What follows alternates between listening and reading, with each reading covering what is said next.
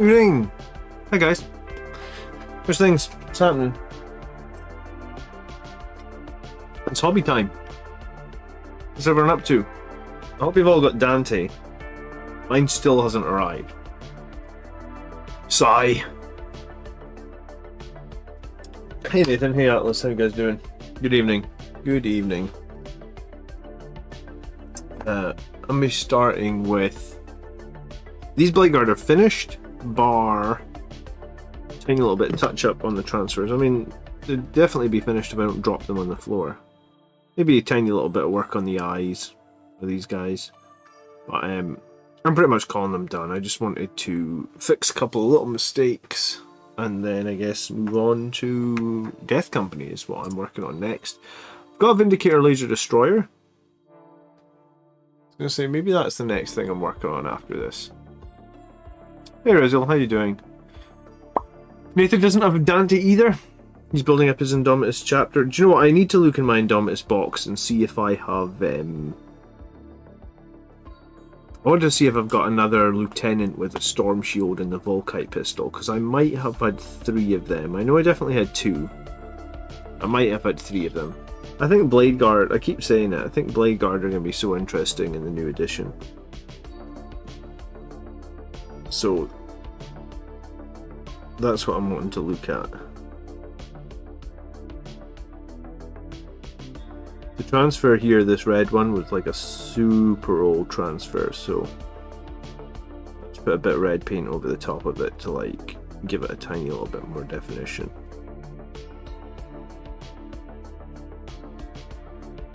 Michael's waiting on his Dante. Dark Ginger, good evening. I was in my local store and I heard your voice say buy Dante. Fair enough.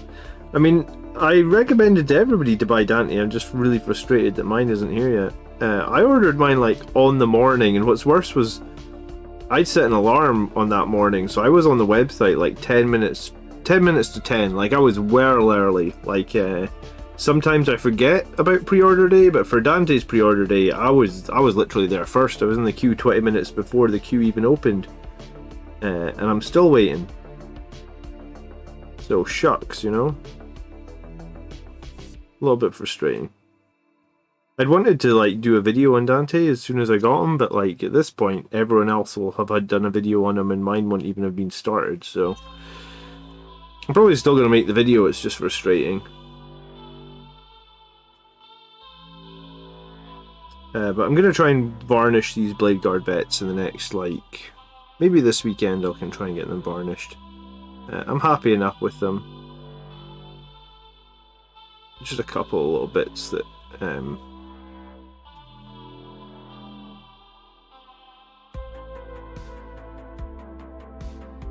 couple of little bits to finish, I guess.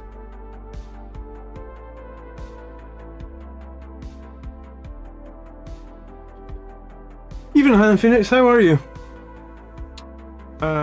If you bought it from Wayland Games, I did not buy it. I bought it from Element Games. That's the guy. They're the guys that I usually do the affiliate stuff with, so they're usually pretty good, I say. Usually, I heard a rumor that they only got like 3 of the Lion, So like if they sold 10 lions, then they actually only got 3 in stock. So I don't know how that's going. PM says greetings from the police in Germany.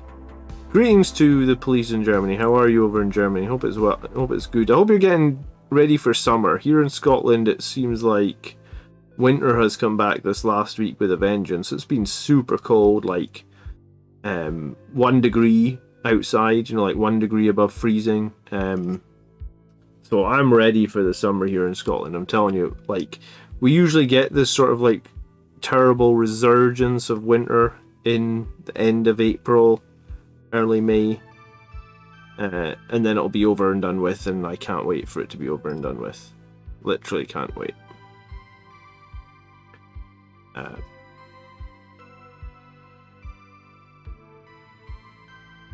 But yeah, I made a list with Dante in him. So the second I have Dante, I'm probably gonna run a list with Dante in it. And then it's a 9th edition list. Like, I guess we're still waiting on. Well, we've been waiting a little while for 10th edition stuff, but I wanted to show off the Dante list on the channel. I'd actually planned to play last night, but because Dante didn't come yet, I was like, okay, I'm postponing the game. So hopefully Dante will be here sometime this week, and I can run him on the channel like next Wednesday. I guess if he's not here by next Wednesday, I'll probably do a live game anyway, because it feels like it's been a few weeks since we've done live games. But I was really wanting to run Dante, and you guys know how much I dislike, or how much hate and dislike I've had for Dante this edition, so I really want to try him.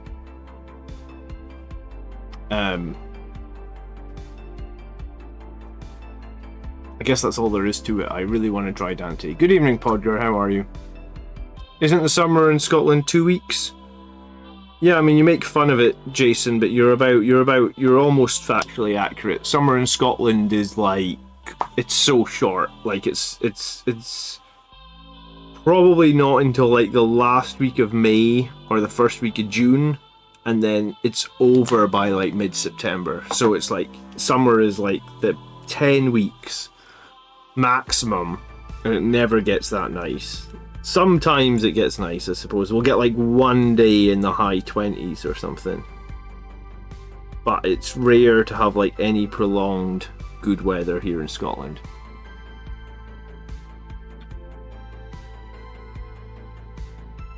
I do sometimes wonder like why my ancestors settled here.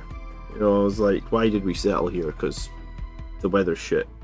Like, of all the places you could have settled, this is where you chose. I guess it is what it is. Ross just got done playing a game against Necrons. It was a 1-point loss, but it's a great game, and Dante pinched the Nightbringer. Did he? I enjoyed killing the Nightbringer in the GT that I went to with Gilliman. It was pretty cool. Gilliman is certainly an interesting character. Right now, I think his rules are going to change.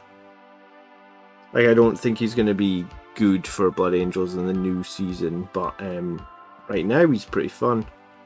I really enjoyed running Gilliman. I hope that they give us other seasons like this where shit crazy stuff has been pretty good, because that's one of the highlights for Arcs of Omen for me, is like how much fun I had running Gilliman. This is my first edition change. I'll find out when things get put into Legends, asked Brian. They usually announce it, and they're usually reasonably decent about it. So what I mean by that is they might say like, these models are going into Legends, but here's like a final iteration of their rules, because I think that's what they did with the Blight Captain, where it was like, the Chaplain on a Bike, where it's like, here's a final iteration of the rules. So if you are playing less competitive games this season and you want to field this guy like for a last hurrah or whatever you would call it, that's something that they did. God, I get so much paint sometimes stuck in the top of these pots. It's ridiculous. Every like month the pots just fail to close. When will Games Workshop move away from these shitty pots? Is that everything else has been positive this season. Like, let's get rid of these shitty pots that get all the paint stuck in them and then don't close properly, and you have to fuck around to get them to close again. That'd be nice, wouldn't it? See if we can get a giant ball of paint out of this pot. It's not that much of a problem. I actually got a bunch of golden paint pots from like those, I think it was the Indomitus magazines. So, but it's still annoying to just waste paint for no reason.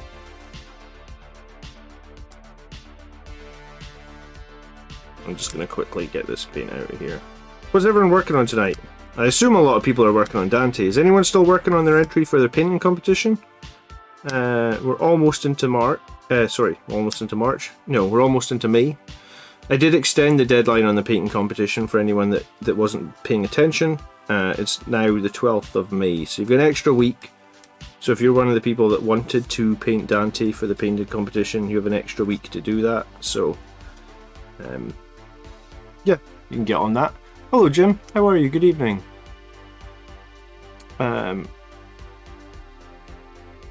Yeah, I mean, if you see Dante on the shelf in your local gaming store, 100%.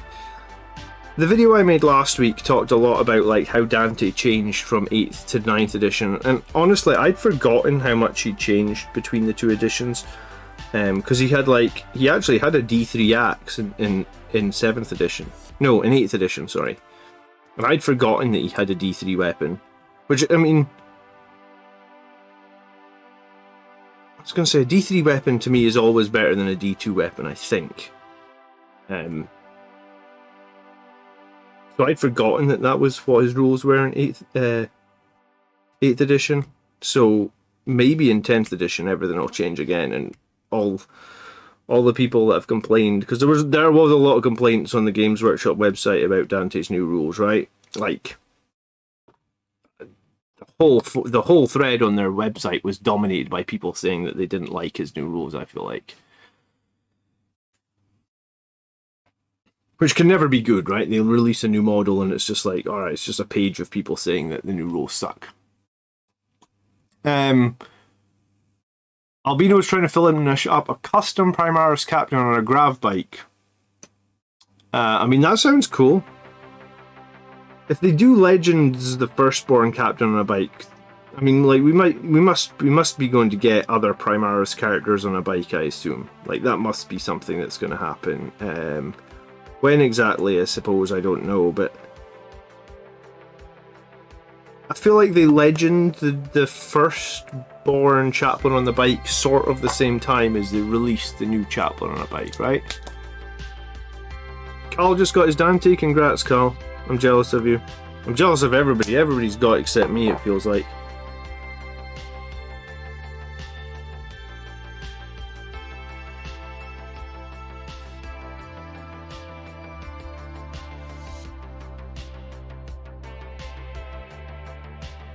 I'm going to have to freehand this one transfer on here a little bit because I didn't realise until after I'd finished sticking it together that it kind of got a bit foobar.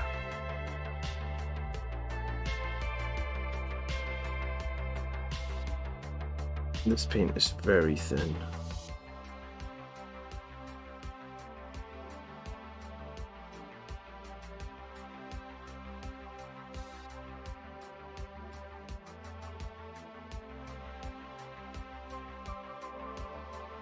Yeah, a little bit of the transfer I think got folded over on itself when I was sticking the transfer on. I don't know how I missed that. Maybe it was... I feel like I did this transfer on stream, so maybe I just wasn't paying 100% attention to it, or maybe it got folded over afterwards and I didn't notice. So, sometimes I like to touch up the transfers if they've gone a bit too shiny anyway, so it's fine. We'll fix that.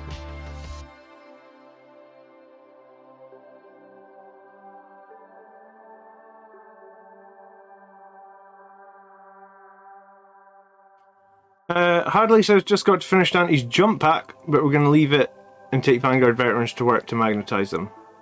Why no Dante? Just, I guess, because sold out or whatever. I mean, I ordered, like I said, I was on the website 10-15 minutes before the pre-orders went live. I was super on the ball.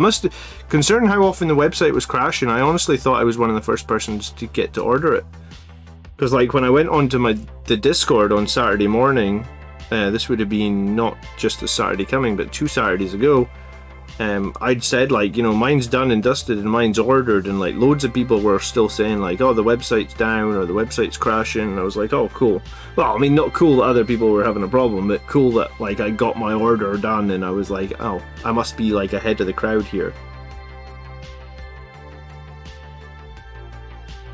Apparently not. Apparently not.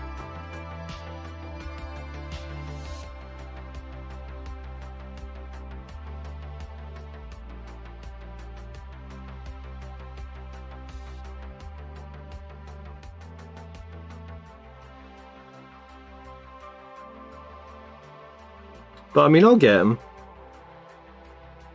I'm sure he'll come. It's not like I already said I'm not able to go to any more tournaments for a little while anyway, because my wife's needing a bit more help with the kids at the moment, so... Albino says, I'm hoping they'll release a Primaris Captain on a Bike in 10th. Yeah, I kind of thought that they would have done that already. I think it will be coming.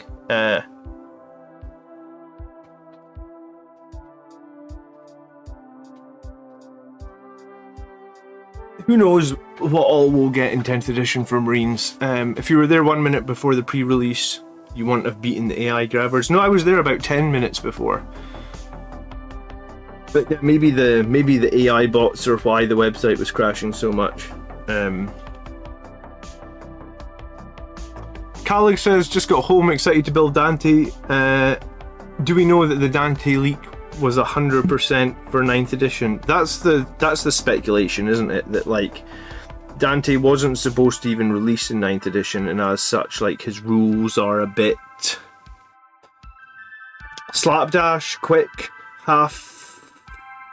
I don't want to say half-hearted, but yeah, like maybe Dante was supposed to be for 10th edition only. No one's really sure, I guess, right?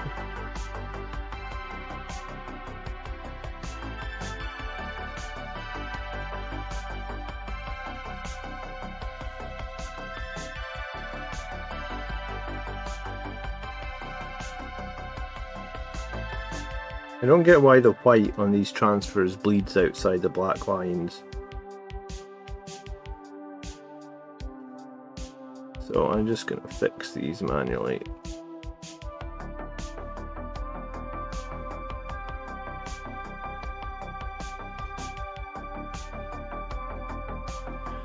James says, I'm hopeful for 10th. If we get to keep the +1 to wound, that will be extremely powerful with the new toughness rules. Yeah, I mean, who knows what are... Like, detachment rules will be like detachment rules are kind of going to be the most important thing that we get to know, right? Like, I have no idea what detachment rules might look like. I mean, it might even be a case of there's no Blood Angels detachment until we get the Blood Angels Codex, whenever that may be, and until said time we have to use like a standard Marine detachment. I think that's the thing that people were saying. Like, some people were worried about that because they think it will like erode some of our chapter identity, which I think is fair to say. Who knows exactly what that might look like.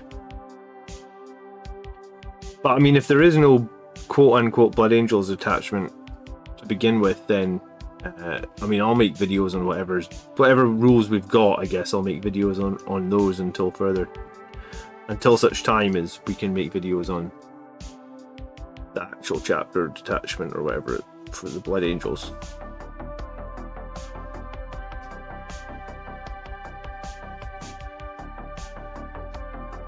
I kit bashed a Blood Angels commander. I was going to say I kit bashed a Blood Angel commander. No, I kit bashed a Blood Angels captain on a bike as well. Primaris one, because I was convinced. I mean, I did that right after the Indomitus box came. I guess I did that not long after we got the chaplain, the Primaris chaplain on a bike. I was sort of convinced we were going to get a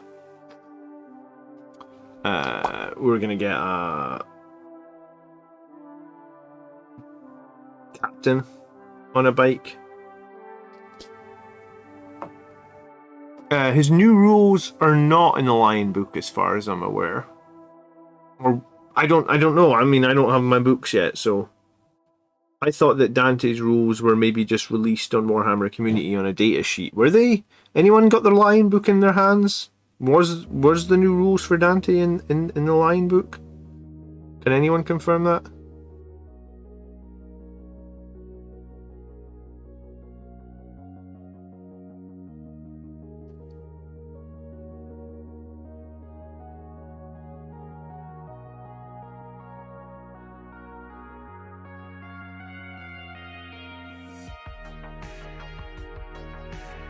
I don't have my Dante. Everyone's gonna ask, where's my Dante? It's not fucking here.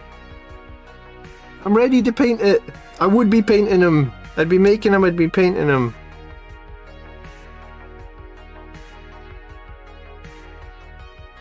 I can't believe he's not here. I was one of the first people to order him here in the UK, I think. Seems like everybody in every other country has got their Dante, but here's me in the country... Oh, technically I'm not in the same country as Games Workshop, but I am on the same land mass as them, right? Scotland and England are separate countries. But yeah, no, I don't have mine. It's very frustrating.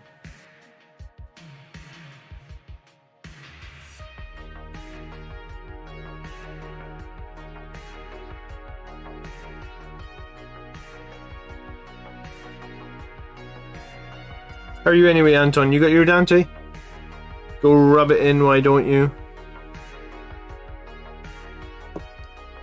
Dante's datasheet is in the new... Well, if his datasheet's in the new book, then they 100% plan to release him roughly around the same time as he leaked. Because those books must be printed a couple of months in advance, right? Because those books need to be shipped all over the entire globe.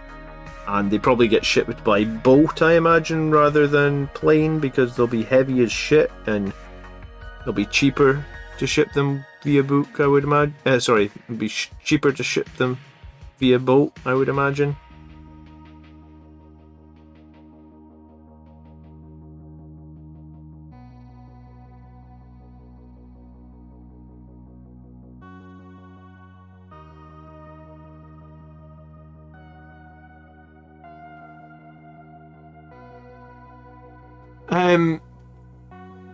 War Thunder has got his Dante sitting on the pile of shame. I mean, that's worse than me, War. At least I don't have him. You can't just put him on the pile of shame. That's unacceptable. He needs to be on the painting table. Nate says he wishes that Dante gets an updated datasheet. I think everybody does, Nate. Honestly, like, I don't think... I know some people said, like, I did do a community post, and some people said they were quite happy with the new Dante rules. If you're happy with them, great. Like, let's the rest of us let's not bash them if people are happy with them. But like, I've always seen Dante as a little bit more. And when you compare his points costs and his rules to the other chapter masters at the moment, I just think he's a tiny bit behind. I don't think he's a lot behind, but a tiny bit.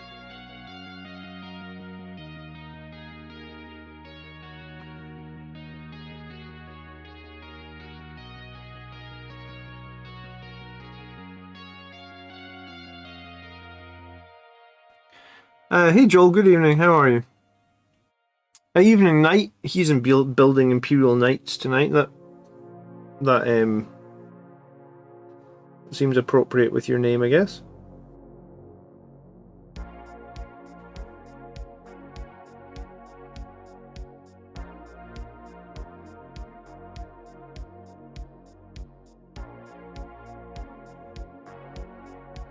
Right, I need to try and fix this busted transfer now, which is... I'm not good at freehanding at all, so we'll see how this freehand of this little wing bit looks. I feel like that's too big.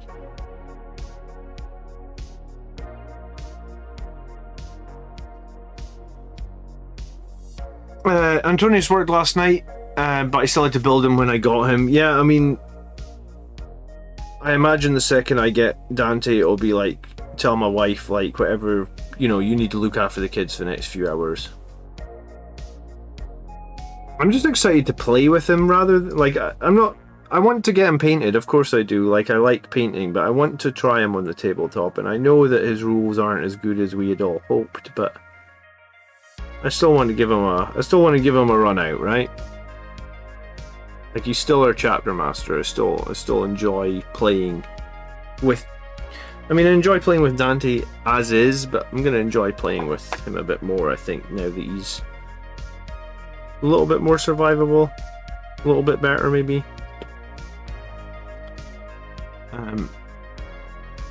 Can anyone recommend any good Warhammer books? You know that there's a new Blood Angels omnibus coming out. I don't even think my Dante's been dispatched, Fox, but good evening. There's a new Blood Angels omnibus coming out in like July, I believe, and it contains... I posted it in the group last night because I didn't even know about it. I was just looking on Amazon. I can't even really remember what I was looking for. Sometimes I'm just fucking around on Amazon looking at stuff. And I came across a new Blood Angels omnibus that's going to contain like Dante, the Devastation of Blood, Darkness in the Blood, Astaroth, and it contains like a short story called The Redeemer. So I think I've read everything except the short story The Redeemer. I know nothing about it. But it contains the other 4 Blood Angels books that have been released in like the last 5 years by Guy Haley. Is that how you say his last name? And all those books are really good. So if you can get all 4 of the books for like, I imagine I think it was like 15 or 16 bucks on Amazon. If you don't have any of the books, then absolutely get it. And even if you do, you can never find those books on paperback anymore, right? Like, you just can't find Dante on paperback unless you want to pay 80 bucks for it on eBay. But let's face it, who wants to pay 80 bucks for a paperback book? Like, nobody. So if you've never read those books and you want the books, then this is the perfect opportunity to get them at a reasonable price and get all of them, right, at a reasonable price. So yeah, when I found that, I just linked it onto the Discord, and sorry, not the Discord, the Facebook group, because I was like, it's coming out in like July, but I have no idea how quickly it'll sell out. I imagine it'll be popular. Like I said, like, I don't own a paperback version of Dante, and I don't own a paperback. The only version of Dante I have is Audiobook. And the only version I have of Devastation of Baal actually is Audiobook as well. And while Audiobook is fine, I do like having physical books. It also means like you can just pick it up and take it with you, right? Audiobook, I suppose yeah, I don't know, Audiobook I suppose is not that much hassle, but it feels like with a physical book, if you're walking out the door, you could just pick it up, whereas with Audiobook you'd have to be like, oh, have I downloaded it, blah blah blah blah blah. So you know what? Maybe I should buy that new one. It's only 15 bucks, and it's 4 books. I would like a physical copy of Dante, even if it is inside an omnibus. Like, I don't overly care. It's not just Dante on its own. I just would like the, you know, words on a page sort of thing, if that makes sense. Despite his age, Dante isn't behind any of the other chapter masters. No, he shouldn't. He isn't behind any of the other chapter masters, and arguably he's more experienced, so there's no reason for his rules to make him considerably worse or more expensive in points. Like, I hope that, like, when they're doing 10th edition, they go back to the drawing board and all these sort of characters and make sure they're all balanced against each other a little bit better. I feel like with Dante it's maybe the same situation with like our Sangre Priest, in that like we just have to pay a lot of points for his jump pack, and whether or not that feels correctly balanced, I guess is a question that I'm not qualified to answer, right? But regardless, I mean, I want to play the new Dante. I am going to play him. I am going to run him. I just hope he gets a little bit better in 10th so I can feel really good about running him all the time in 10th.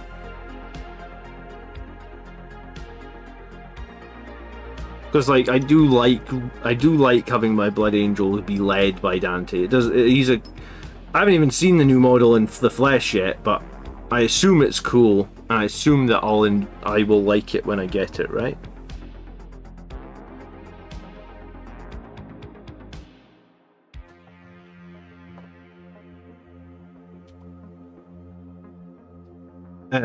Yeah, I mean, Gilliman put him in charge of half the Imperium as well, so it's not like he's not a...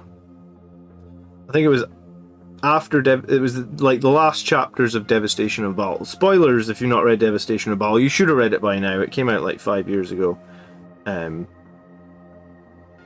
put Dante in charge of like half the Imperium, so he is a capable of commander who can deal with just about anything that is thrown at him, right?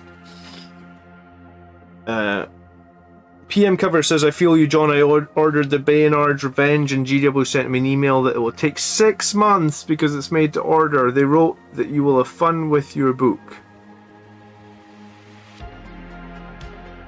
What book? I take it you didn't order the... I can't... 6 months to... I remember when I had to wait 100 and... It was... They said for Indomitus, if you... I don't know if you remember this, but when Indomitus... Indomitus sold out like super quickly. They said it was going to take up to 120 days to do the made to order Indomitus, and it took more. And I remember like going to my local, like friendly local store after like 120 days being like, hey, you know, it said it was guaranteed that you'd get it in 120 days, and they're like, well, we still don't have it, so there's nothing we can do. And I was like, oh shit. 120 days is a long time to wait when everybody else has their models. Or it feels like everybody else has their models. Maybe it's not quite as bad as that, but it does feel that way, you know? Oh, can I stop dropping the models tonight? Jeez, oh. Alright, these guys are all but done, really. I'm going to do a little bit of work on their heads, and then that's about it. Kevin says, such a good book. Which one is your favourite, Kevin? I think for me it's Devastation. I mean, I like Dante on its own, like to set the backstory. I did like Darkness in the Blood, but I recently just finished the Astaroth book, which is a little bit different. It's sort of in a different vein of the other ones, I guess. But yeah, for me, I think my favourite of the three, or the four, I guess, is Devastation.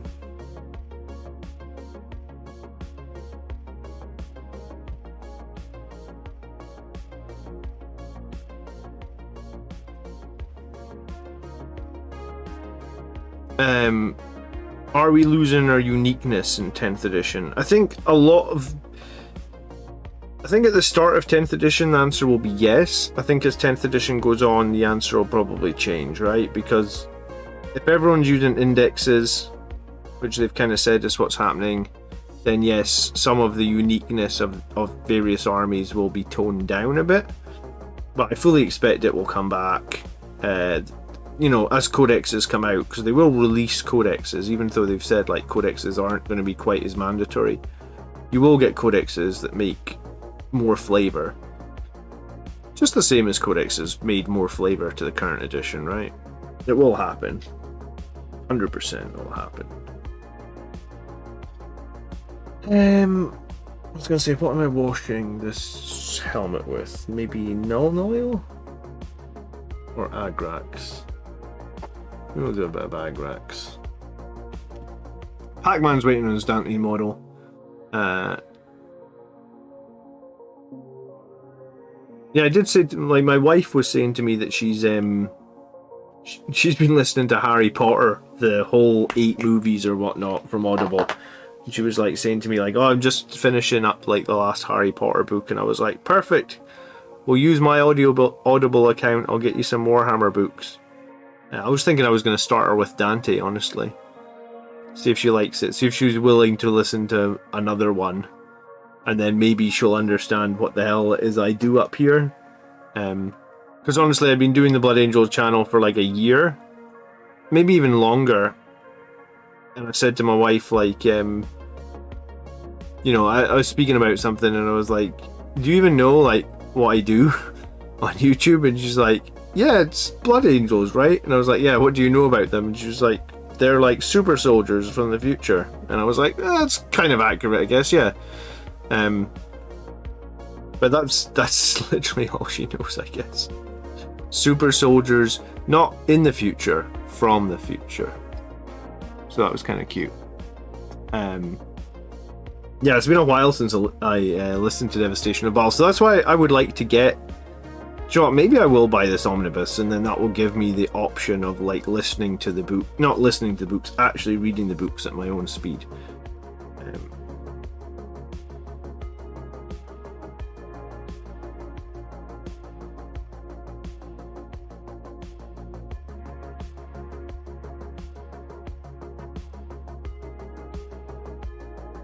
Plus, I like having actual books, like if you ever go travelling. I used to do, before the pandemic, we used to do a lot of travelling for work. I guess it's slowed down a bit since the pandemic, but probably after this next release in my day job, I'll have to travel quite a bit again. And like, I just like having like a book for travelling. Like if you're going to have to jump on like a flight, I like having books. I don't mind having like music or audiobooks on flights, but I do like books as well.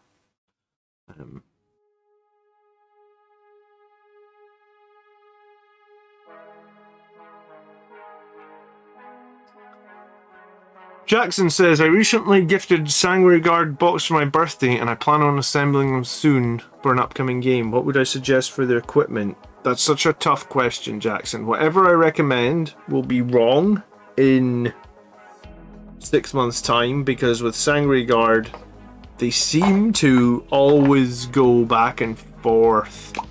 Any chance of a Pile of Glory video soon? Yeah,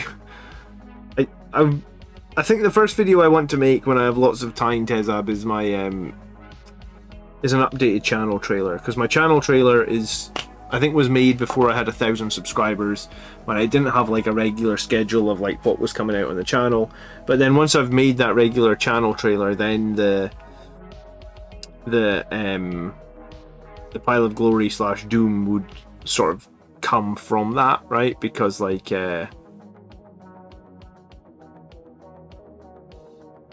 I'd have to get everything that's painted together to film the film the channel trailer, and then at the same time I could get everything that's unpainted together. Anyway, sorry. The question about Sanguinary Guard. I think the best thing you can possibly do, and it's totally worth doing if you've not done it, is get yourself a little hand drill and magnetize them. If it's your first squad of Sanguinary Guard, you're probably okay just picking like a mix of bolters and infernal pistols and a mix of bolters and infernal pistols and a mix of swords and axes. If it's your first squad, if it's your first 5 Sanguinary Guard, you're probably okay to do that. However, you are going to get to a point 6 months down the line where you go, oh shit, I wish all my Sanguinary Guard had bolters, or I wish all my Sanguinary Guard had infernal pistols. And I've got like, let's say 30 Sanguinary Guard, and like 10 of them are magnetized, and honestly, it's not enough.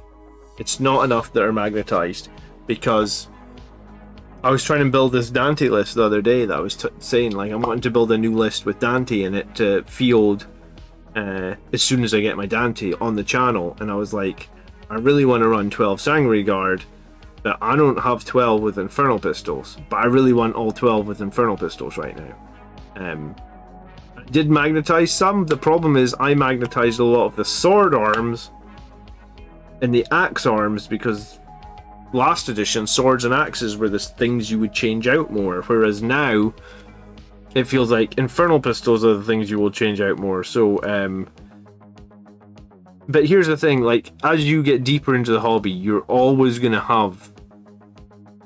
buy units that have options, and you're always going to want all the options, or you're going to want a reasonably flexible choice of options. So if you don't buy a little hand drill now and you don't start magnetizing, in like a year's time you're going to be pissed off that you didn't do it. So it's really not hard to start or learn. There's various videos on YouTube that tell you how to magnetize people's arms. The magnets are reasonably cheap. You can probably buy a drill reasonably cheap off Amazon as well, so you're probably talking like $15 investment to get like a bunch of magnets and like a little hobby drill. And honestly, so if it's $15 investment, the first time you realize you have to change all the weapons out on a squad and you have to go and buy another whole box of a squad, which is gonna happen. Like, that's 100% something that's gonna happen. The first time you do that, you've already saved your $15. So whatever you were planning on buying next, just instead buy the hobby drill, buy the magnets. Right now, I would say that any combination is good for Sangreguard. My list at the moment, I've been running 5 Infernal Pistols, I've been running 3 guys with swords, 1 guy with axe, 1 guy with a power fist. Out of the 25 that I have at the moment, I have like 10. I was going to say, I think I've got mostly with swords, because swords were best for a while. So I've probably got like 10 with swords. I might have as many as like 10 with axes.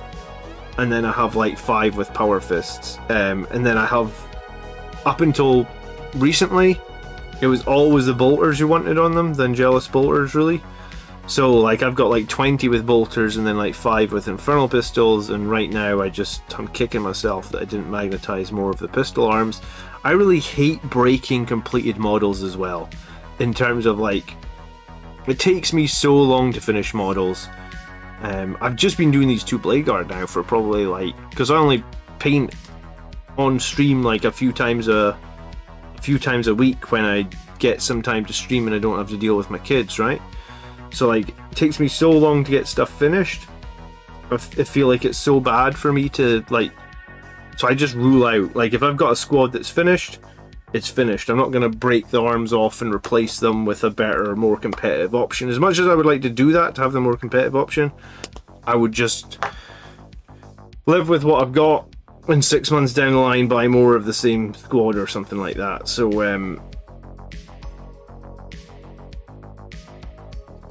yeah,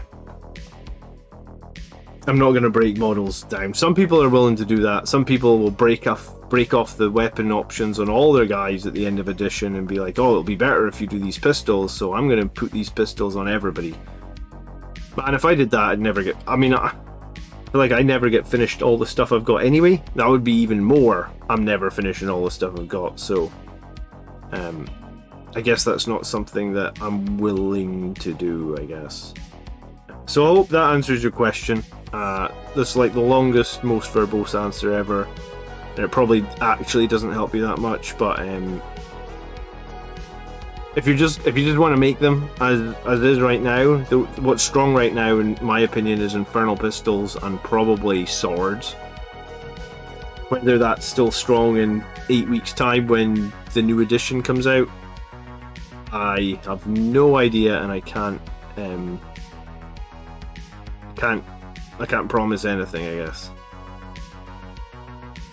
Magnetize everything larger than infantry? Yes, you should definitely magnetize tanks as well, because that gets real expensive if you need to change weapon options on tanks and stuff.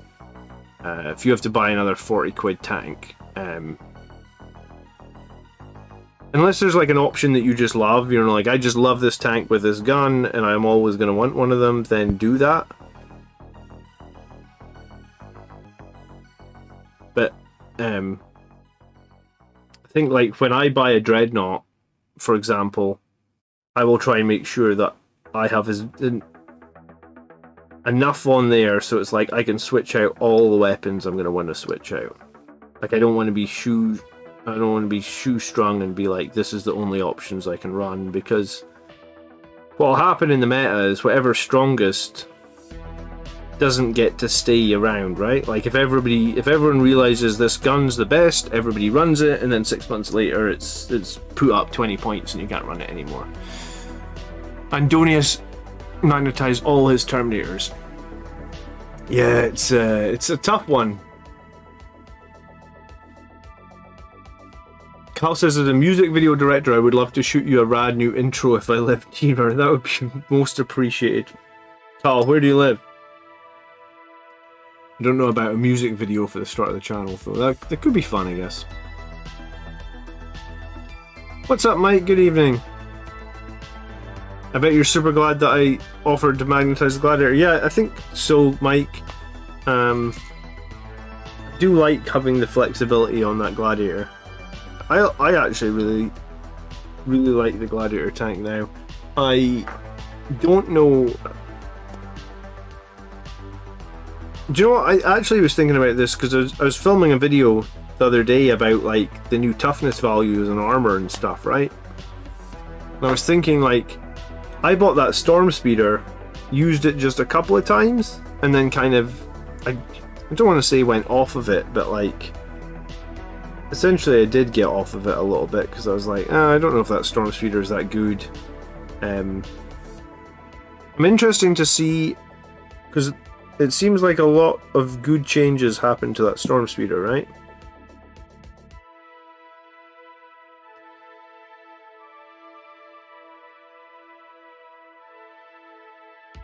The OC3,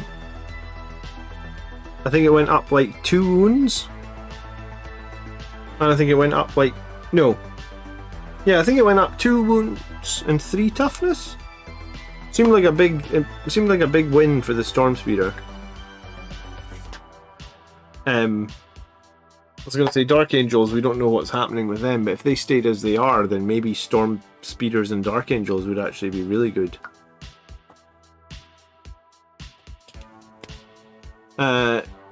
CJ magnetized both Centurions. He can run Assault and Devastators. 14 of them. Dude, that must have taken you forever. Good effort. I did not magnetize my Centurions. So I don't magnetize everything, I guess. Here's the kicker. I recommend that you magnetize stuff, but apparently I don't always do it.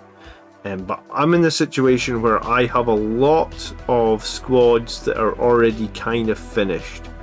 So sometimes for me it's like, well, I already got 10 Sanguinary Guard with bolters.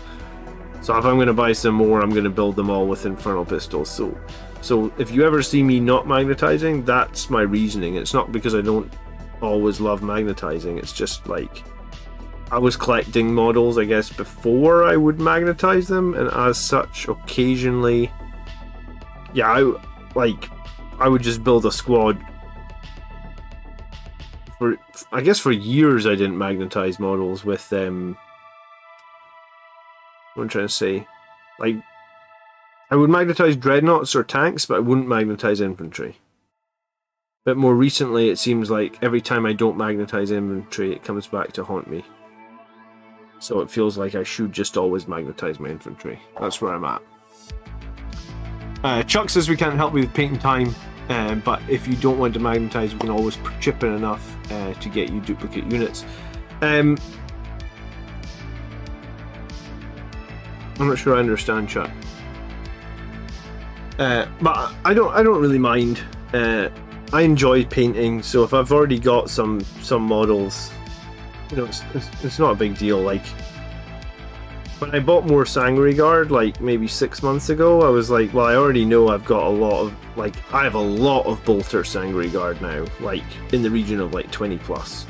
So I was like, if I'm adding some more Sanguinary Guard, I don't really care if they're not magnetized anymore, just because I have so many that have those other weapon options, if that makes sense, right?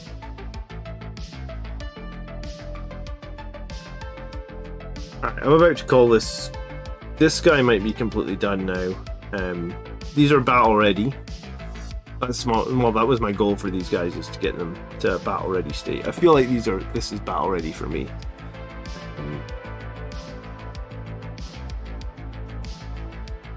Yeah, maybe a tiny bit of the red here and so just needs finished, and then this guy's battle ready. I'm gonna put him to the side, because if I don't put him to the side, I'll be ever touching up little bits. I'm ready to varnish this guy. I'm happy enough with him.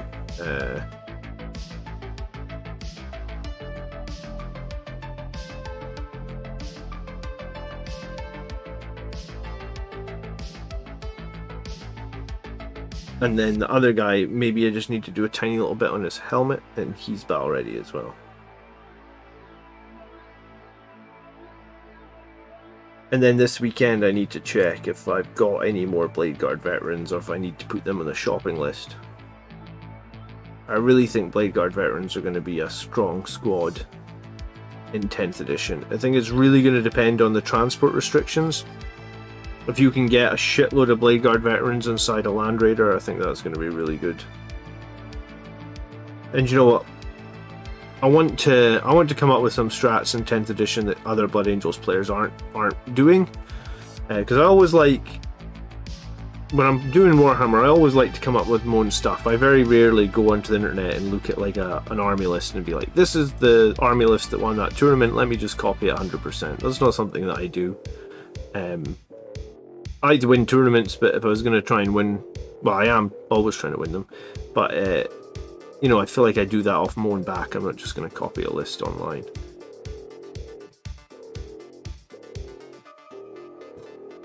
Alright, he's battle ready, I think. Yeah, I magnetized my Relic Contemptor. I did so many magnets on the Relic Contemptor. Yeah, Chuck, come over to our Discord, please do.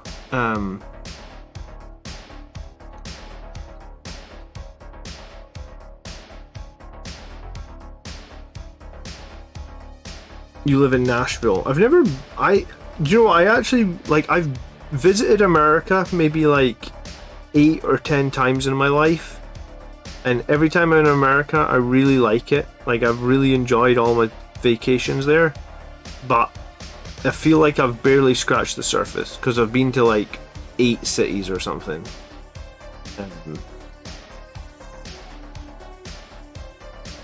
And like, America's fucking giant. I could probably go to America on holiday every year for the rest of my life and I still wouldn't scratch the surface of it. But then I wouldn't be able to ever go anywhere else on holiday, so it's I guess it's a big world. They always say it's a small world. It's a big world, apparently.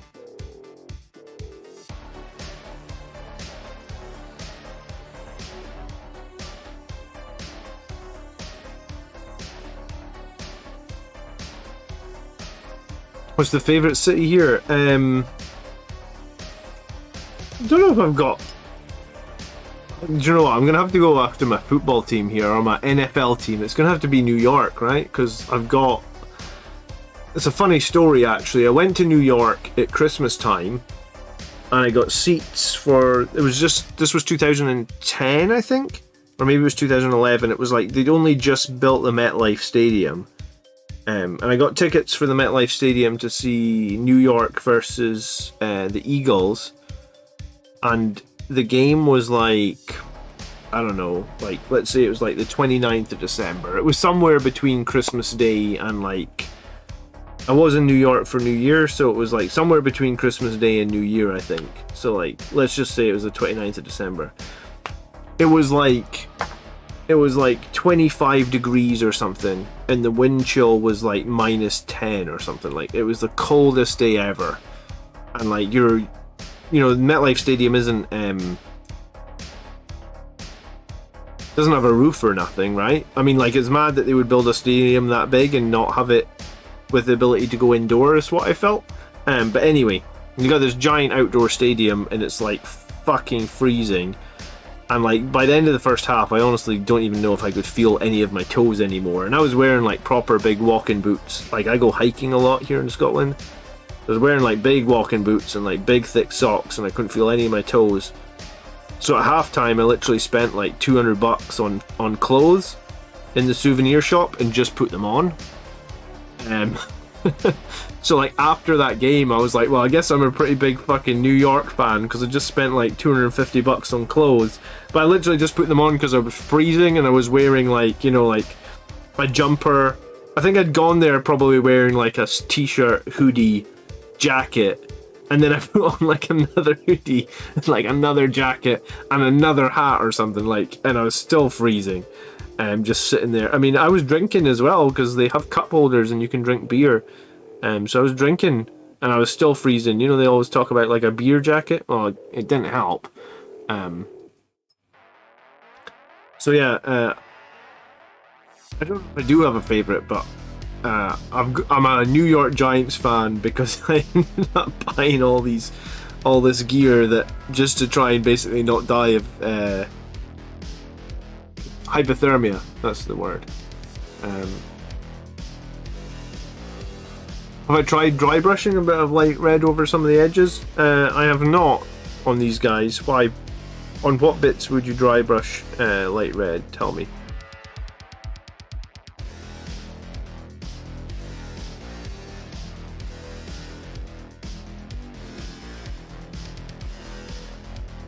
I can tell you probably all the cities I've been to is New York, Seattle, San Francisco, Chicago, Miami, Orlando, Dallas. So that's 7. That might be it. And there's like 50 states and I've been to 7 cities. So yeah, I haven't maybe there's one more that I'm forgetting. But yeah, I haven't I like America, I really do.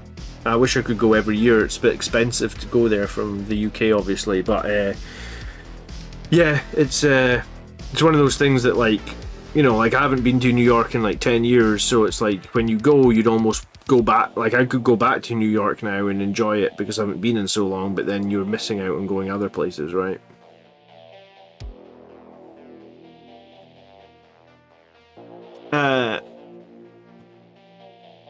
One did New York's Eve in New York many years ago, and it was freezing. Yeah, New York is probably about the same temperature as Scotland at winter time, honestly.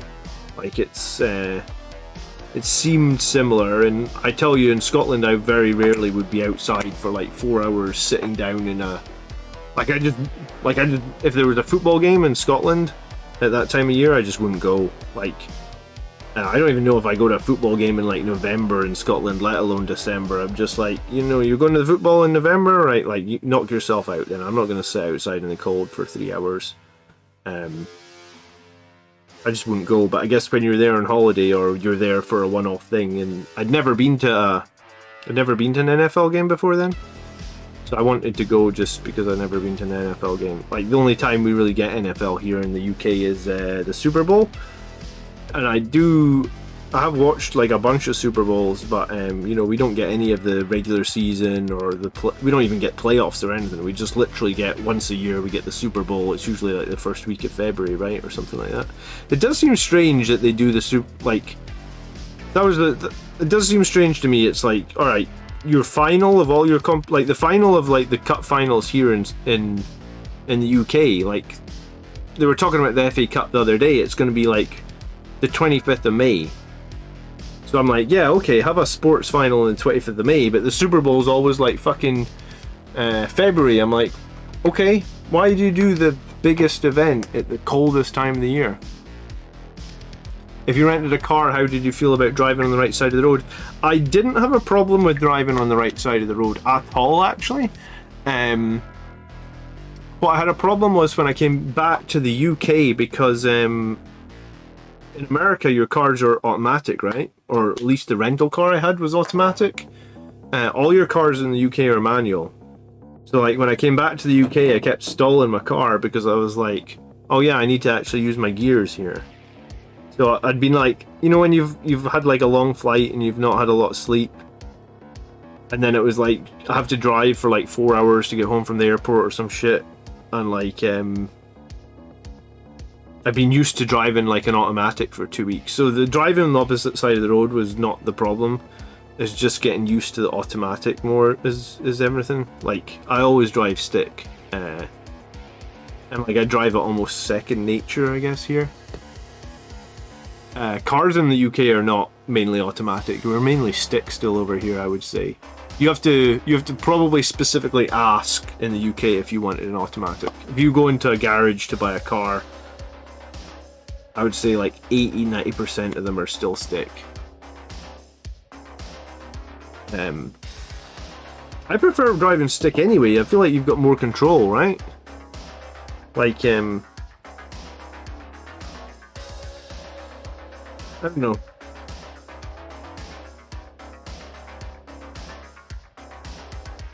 It's something you can't really test, but I feel like if someone's driving stick against someone driving an automatic, I think if it was like, you know, whatever it is, the Fast and Furious street races that they do in that movies.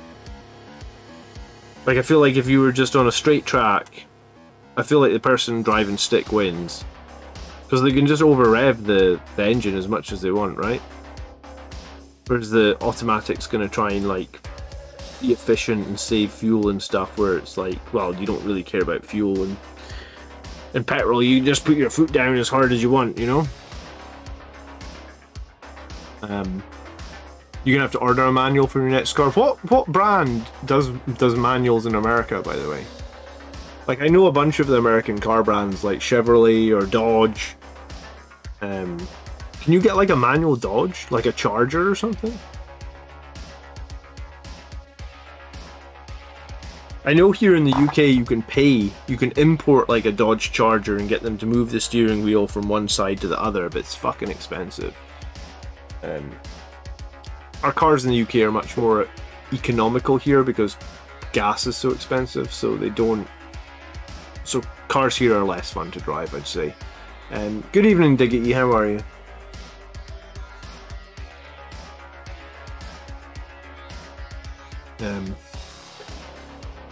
They all do manuals, says Monkey Llama? I did not know that.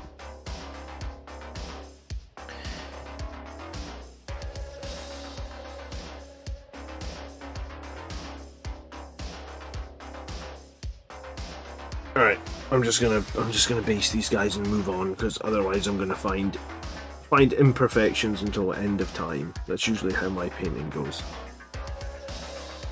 I have a Jeep Wrangler, which is manual. It's the best deterrent. Is it? It can be like, when you do your test then in America, do you do a test on a manual, or do you have to do like like here in the UK, I think there's two types of licenses. One is a manual license and one is an automatic license, and most people learn in the manual, because if I'm correct, here in the UK the way it works is if you have the manual license, you're also licensed to drive automatics. If you have an automatic license, you're not licensed to drive manuals, right? Manual costs less? Crazy, okay. Man, I think if you drive long enough on manual, you're 100% used to it. Like, to me it feels alien driving without the gears, you know.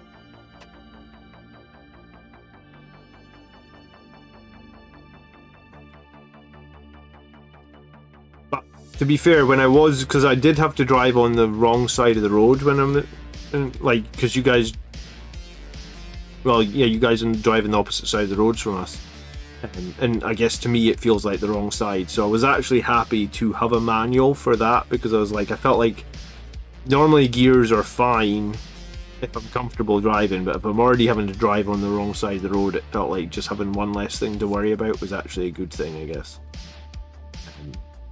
And also, I could be wrong here, but to me it makes more sense that we drive on the left, right? Like, you can correct me if you guys disagree, right? But like, get this, if you drive stick, when I drive stick, I'm right-handed, so I have my right wheel on the wheel, right? Because I feel like that's what I've got most control over, and then I have my left hand on the stick, which I think makes a lot of sense, right? Because the left hand is just doing like up, down, left, right on the stick, and the right hand's controlling the car. Whereas if you're doing that in America, because you're on the other side of the, your driver's wheel is on the other side, so surely you would have your left hand on the wheel and the right hand on the stick. I'm not sure I feel confident doing that. I feel totally confident with my left hand on the stick. I don't know if I feel confident with my right hand on the stick, because I don't think I drive as well. Because like, yeah, anytime, like, for example, if I was driving, anytime I wanted to have a drink or something, like from a water bottle or a can of Coke or whatnot, I'd be drinking with my left hand, and it would be like my dominant hand that's on the wheel, right? Like my right hand, because I sit on the right hand side because we drive on the left. Does that make sense? So like, if your dominant hand, if you're American, you're trained from birth to use your right hand on the stick, so it doesn't matter. Okay, cool. Well, I haven't been trained at all to use my right hand on the stick, so I don't feel confident doing that. But I feel like logistically, I feel like logically, to me in my brain, it makes more sense that we drive on the left, so that is my dominant hand is on the wheel.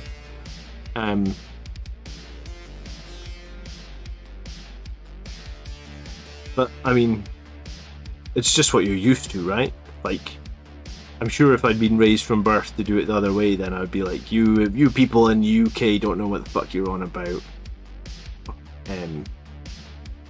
It's just the way it goes, I guess.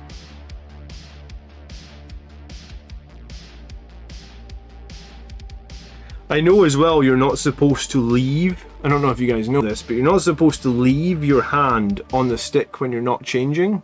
Because apparently if you leave, like, when your car's in gear, the stick isn't totally static. It's still moving around a bit. There's still a bit of movement within the gears there. So I used to get shouted at by my granda for leaving my hand on the stick when you're driving around, because he's like, don't leave your hand on the stick, you'll wear out the gears. Now, I don't know if that's so accurate in modern cars, but it was definitely accurate in older cars. In the UK, the brake pedal is on the left and the gas is on the right. The gas is... That's one of those things where it's automatic. The gas is on the right, the brake pedal is in the middle, and the clutch pedal is on the left. So you basically just use your left foot for clutch, which is basically you press the clutch when you want to change gears. And then you would use your right foot for accelerator and brake. But you have to remember, when you do press brake, if you slow down to like too few revs, you will stall if you don't put your foot on the clutch. So like if you're in like third gear or something and you brake quickly, like an emergency stop or something, if you don't put your foot on the clutch, once you get below like 1000 RPM, then the car will stall because I guess there's not enough revs to basically stop it from stalling.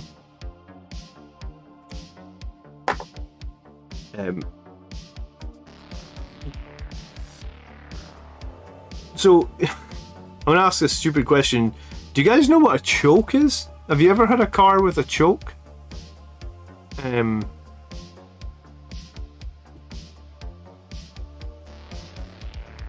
Because my first car had a choke, which is an interesting thing we might only get in manuals here as well, and like super old manuals.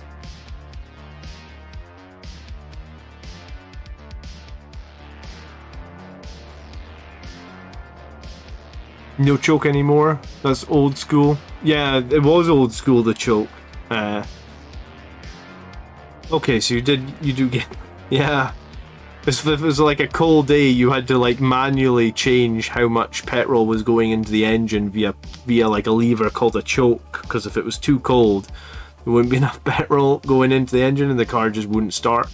So you just had this lever that was called like the choke, and you would pull it out and adjust how much petrol is going into the engine. That's going back like 20 years. I haven't had a car with a choke for a long time. We're not that medieval here in the UK, but I definitely, my first car, like I'm 30, well, do you know what, I'm 40 this year. So my first car I got when I was 17, and it had a choke. But I only maybe had that car for like 1 or 2 years. Oh, maybe 3 years.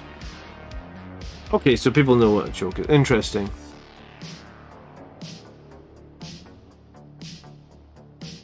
So does a choke on an automatic work just the same?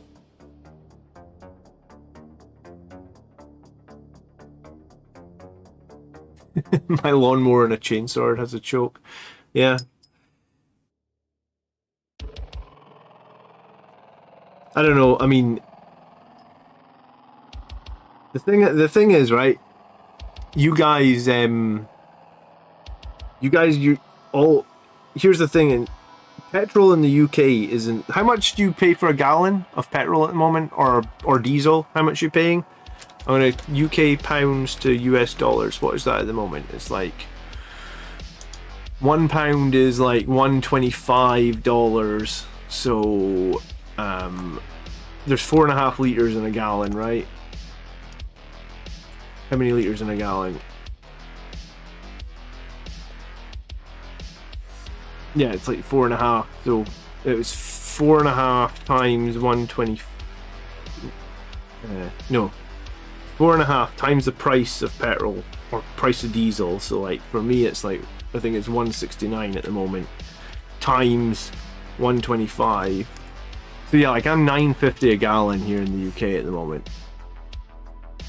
US, like if you convert it into USD, it's 9.50 a gallon for diesel. Petrol's a bit cheaper, maybe it's like 8.50. So like all our cars have like much smaller engines, because if you were running a car that was if you were 8.50 or 9.50 a gallon, you would run a car that had a smaller engine, right? So like my new car, which is 4-wheel drive, is only a 2-liter engine. It's 2-liter diesel, and it's got like 175 brake horse, which is like which is a lot. Like my old car was like 110 brake horse, and it's tragic. You literally had, you put your foot down on the accelerator, and like a minute later you actually start getting some speed.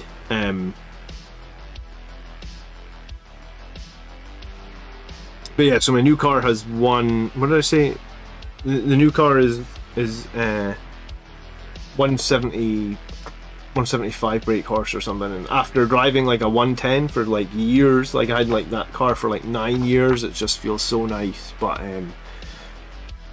Americans would revolt at 950. In SoCal is where? Is that like, that's California, is it? Or South California? What does, I often hear SoCal mentioned, I never actually really know where that is.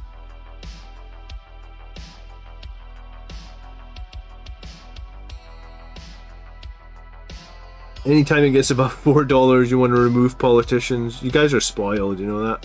But I mean, it probably goes round, and you'll probably pay a lot more on other things, and it goes, well, you guys pay a lot more in Games Workshop, so I get nice cheap Games Workshop models, you guys get nice cheap fuel. If you want to trade, we can do a trade. I'll send you some GW models, you can send me some gasoline. How about that? Man, it $3.50 a gallon, I'd be all over the place. Southern California, you know, like Los Angeles. Okay. Yeah, $3.50 a gallon, man. I remember one time I came to Florida, and like I wanted to fill up my car, and I forgot petrol was so cheap in America. And I said to the guy, like, oh, I'm not needing much, just put like $30 in. And like the guy's like, okay, like sort of looked at me, and it was one of those ones where like the attendant puts the fuel in for you. We don't have that here in the UK. You put your own fuel in. There's no one helps you in the UK. No one's working for tips here in the UK. No one gives a shit if you're any good, you know. So I was like, yeah, I don't need much. Put like $30 in, thinking like $30 here would be like what, like 20 liters, maybe.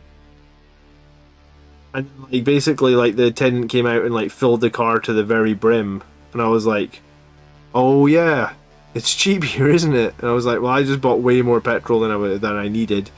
So I had one of those contracts where you were able to put like the hire car back with like an empty tank if you wanted, and I basically just filled the fucker right back up to full. I was like, god damn it.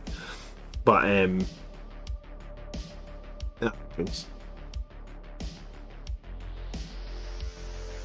yeah, US cost of living high, especially groceries. Why is it so expensive in Europe? What gasoline?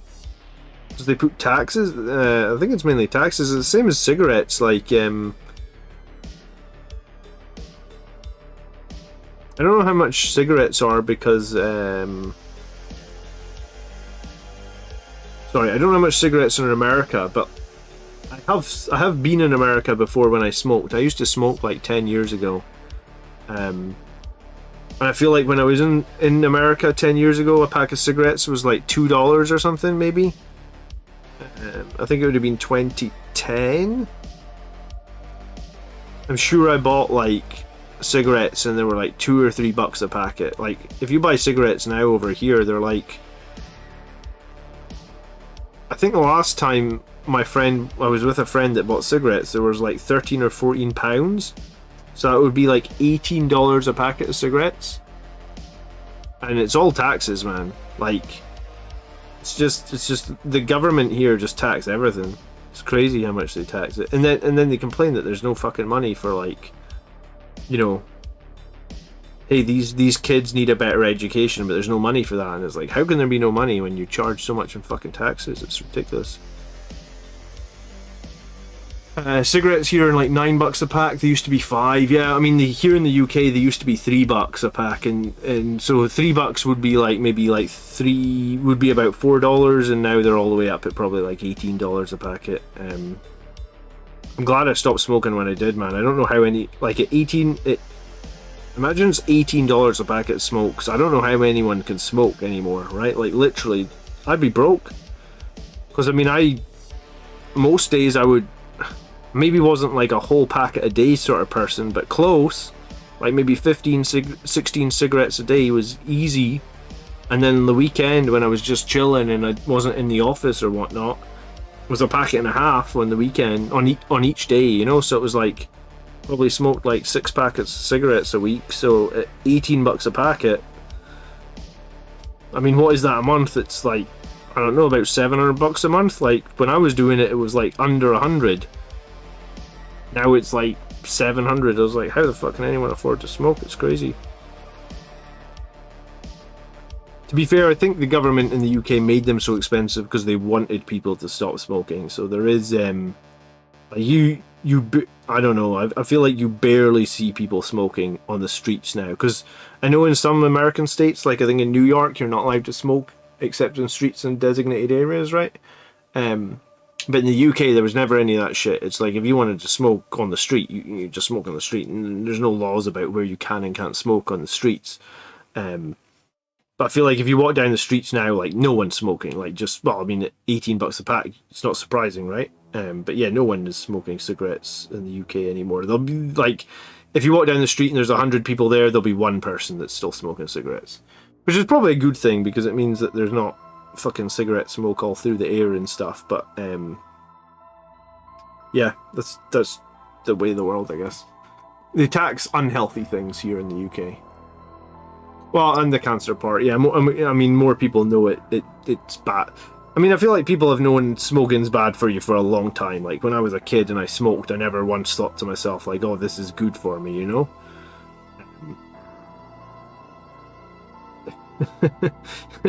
Apparently in the 50s and the 60s they did think it was good for you, but I don't know how, because you ever heard anyone with us that smoked have a cough?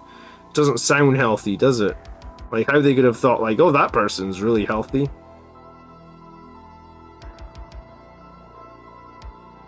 I don't think so. Jim rolls with old cigarettes. Yeah, I'd moved on to rollies at the end, Jim, before I quit. I moved on to a vape for like a year, and then I quit vaping.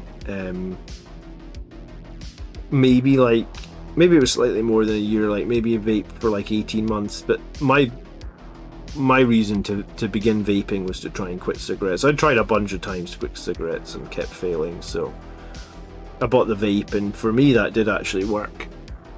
Gitley, how is everybody? He's just packed his new Dante ready for Warhammer Fest. Are you doing the tournament, Gitley, are you? Is there, what tournament? What is it? It's like a smaller battle, or is it like the full 2,000 points? I did have a little look at the tournaments at Warhammer Fest this year. I did notice there was a bunch of tournaments going on, but I wasn't sure if it was just like, what is it, RTTs, or is it an actual GT? Good luck at Warhammer Fest, by the way. I'd like to get back to Warhammer Fest at some point. I was there in I think the year before the pandemic I was there. So maybe like 2019? Was it? Or was it 2018? Maybe it was 2018.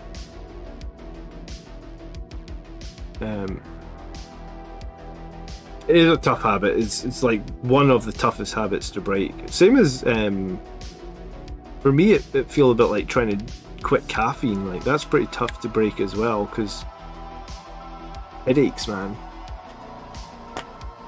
Vape was harder to quit for you. Yeah, I don't know. I think the vape for me, the thing that I liked about the vape was I was able to tweak how much nicotine I was getting. Because like when I was trying to quit smoking, I was smoking like Marlboro Lights for years.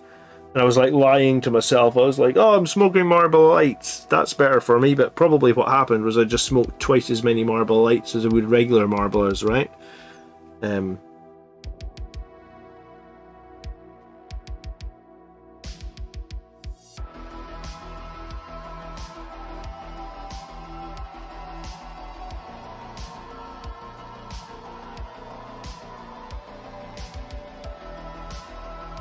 Are the Forge World decals still available? I mean, as far as I know, have you been on the Forge World website? Are they not in stock anymore? Or are they just not there?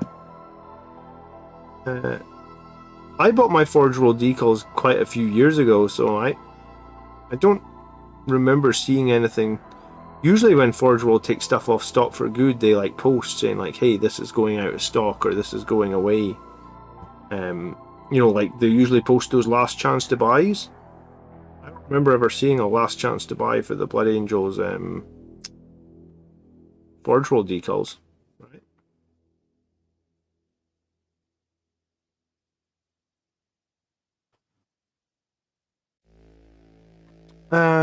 It's a full 2K. It's solid. 400 players, 6 to 9 rounds. Oh wow, I didn't realise there was such a big tournament going on this year. That's crazy. Well, good luck, Gitley. That's some serious... the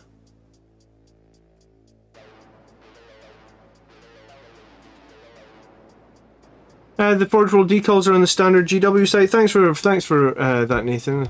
I didn't get my Dante Terrence. Everybody's asked that tonight. They're like, where is Dante? Why are you not painting him? And I'm like, I guess Dante hasn't even left the warehouse for me. You get screwed, man. Oh well, I'll appreciate him more when I get him, right? I hope.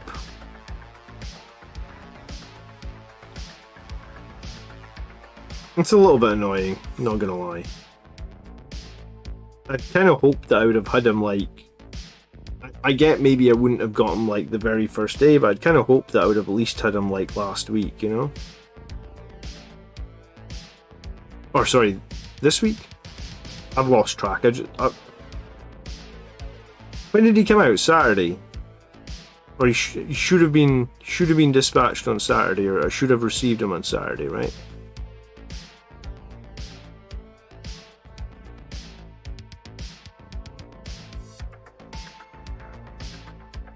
I hate having to paint models in like a 24-hour thing for a tournament, man. That's like my sometimes like people say to me like, oh well, you could get this and you could have it painted and you could do it, and I'm like, nah, if my models, if something's not ready for the tournament when I sign up to the tournament, I'll just take something else. But good for you, rushing and getting them done. I just hate having to do that. I don't know, I guess I just like taking my time, or I think for me things always take longer than I want them to as well. So yeah, no, Andrew's always like, you know, I hear about people like painting models at like 3 AM the night of a tournament, and I just think to myself, how can you perform well at a tournament if you were painting at 3 AM the night before the tournament? That's why I hate pre-ordering from GW. They always seem to arrive way after release. I think it's just the luck of the draw sometimes, Jim, because I've had stuff arrive like the day before it's supposed to be even dispatched, and then I've had stuff like this where it arrives 10 days after.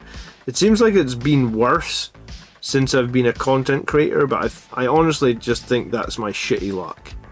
Like, I guess for some reason since I've become a content creator, my luck for getting models on time has just gone to shit.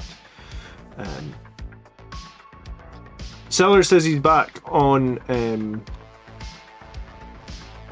Marines. Welcome back to Marine Sellers. How are you? Yeah, Felix, I'm with you. Like, I just don't know if I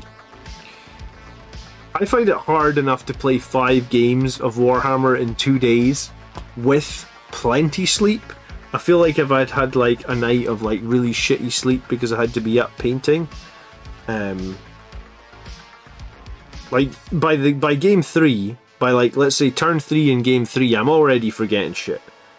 So like, and I try really hard to make sure that I'm like hydrated all the way through the event and stuff like that, because I used to get really bad migraines, like debilitating migraines, like let's say like 3 or 4 a week or something. Like it was bad. Like the migraines I was having were like really problematic for me, and I got to a point where I was like, right, I gotta try and, you know, it was probably around the time, I was gonna say, had I quit smoking? I don't remember, but it was like, I think at that point I was drinking like way too much caffeine, so I was like, right, I'm gonna try and cut down how much caffeine I have.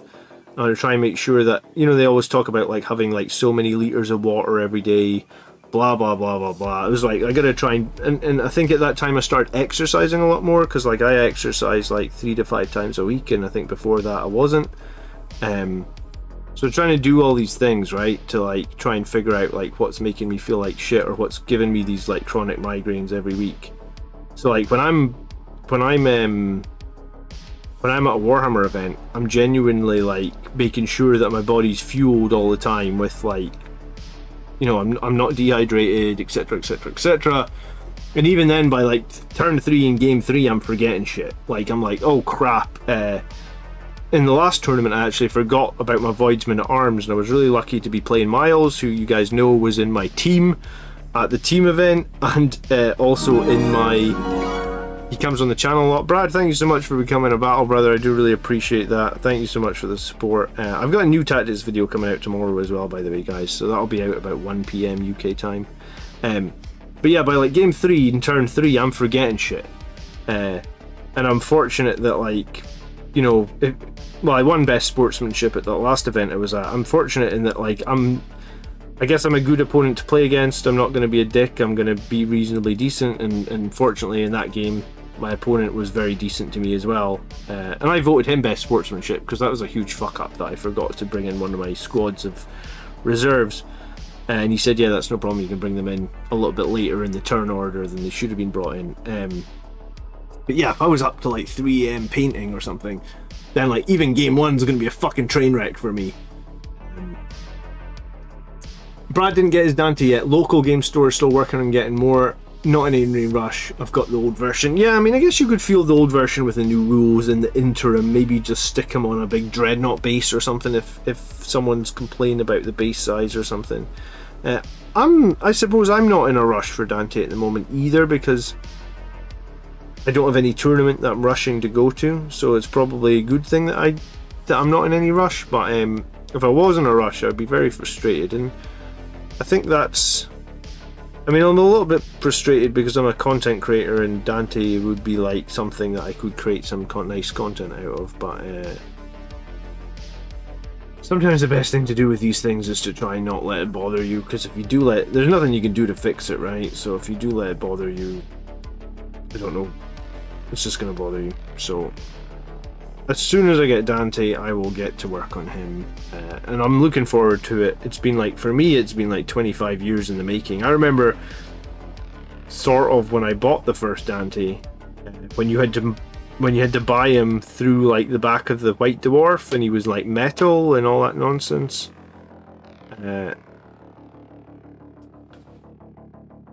I think, and it's really hard for me to remember exactly precisely, right? Greetings, David, how you doing? He's on a 50mm base, so just get your Dante and stick him on a 50. You could do that. You just need a tactical rock as well to just make him a little bit taller. I think, and we're going back here like 30 years, I think I did well at school, like in a test. And my parents said to me, and get this, like, we weren't, like, when I was growing up, my parents were not well off at all, right? Like, I guess like $20 was like a lot of money to them. So I did well in a test at school or something, and they'd said to me, like, if you do really well in this test, you can have like, I guess like, literally it would be like $20. And I want to say, and I could be wrong here, but I think it's pretty accurate, I ordered from Games Workshop because we didn't have a Games Workshop in the town that I was in. The nearest one's like an hour and a half drive. So I ordered from the back of White Dwarf like Dante, Tycho, and Mephiston, and I think I got all 3 of them for $20. You remember when Games Workshop sent just your models in like a white cardboard box? Like it wasn't even a blister pack. It was just like a white box with some like styrofoam in there, and the metal parts were just swimming around inside. So I honestly, that's when I got my Dante, like 30 some years ago. It might be less than 30, but like it's impossible for me to remember. I was a very young child. So I've been waiting that long to get a new one that's not. Here's the $1 million question: has anyone managed to break new Dante's axe yet? Because that'll be the interesting part, because the amount of old metal Dantes that I had that had broken axes, I think I honestly had 3 metal Dantes, because I didn't know about pinning back in the day when I was a kid. So when the axe broke, I was like, oh shit.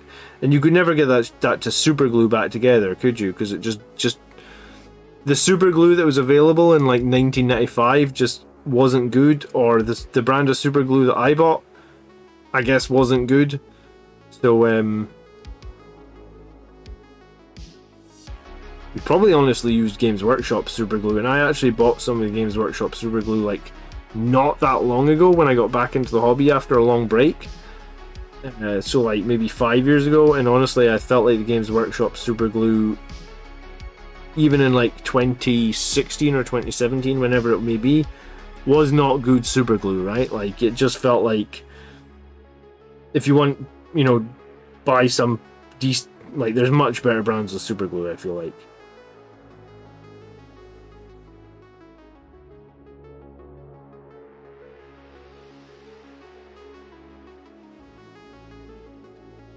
Late to the party, says Zarya. How big is your backlog of models? What do you want painted for 10th? Oh man, my backlog of models is disgusting. I showed a picture of it. I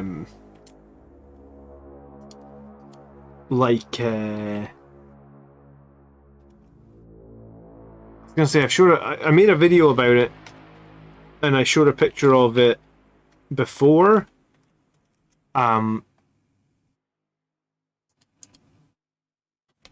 I can show it again. It's a bit out of date. I need to probably make a new one. I'll make a new video at some point so people can see. But let's see. This was the pile. $1,500. Hold on. 1 second. Yeah, this is something what the pile of shame looked like 18 months ago. It's something like that. I have done a bunch of stuff that was on there. Like I did all these aggressors.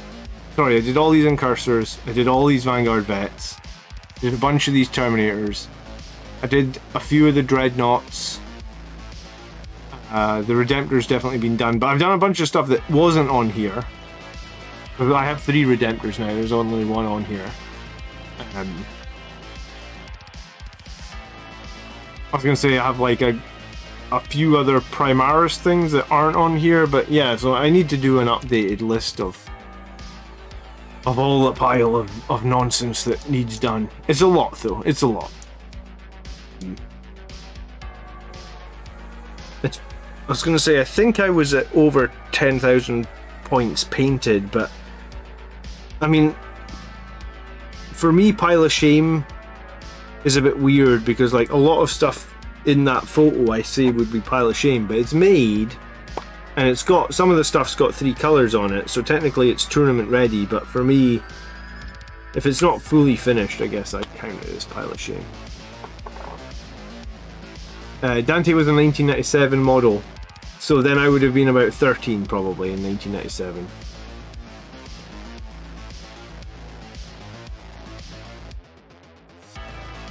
But that's, so what, 25 years we've had to wait for the new Dante? I guess I could wait a week longer while they finally hurry up and get them in stock, huh?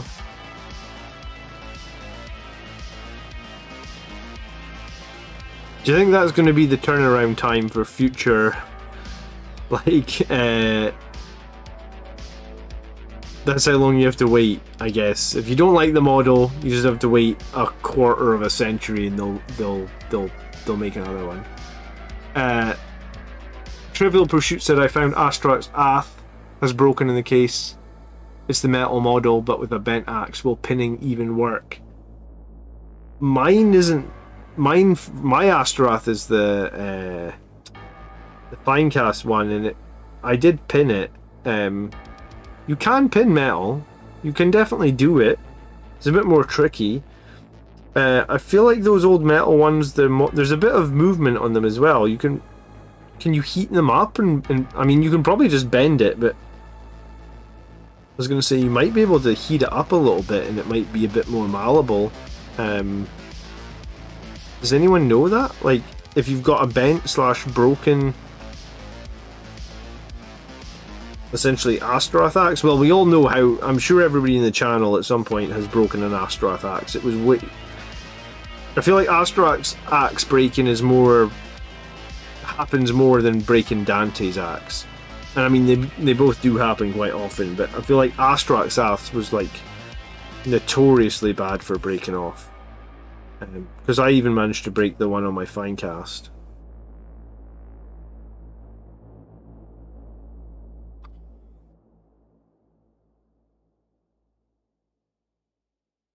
Damien says, hello everyone from Seattle International Airport. That's funny, Damien. I know that airport. I've been to a few conferences in Seattle. What part of the airport are you in?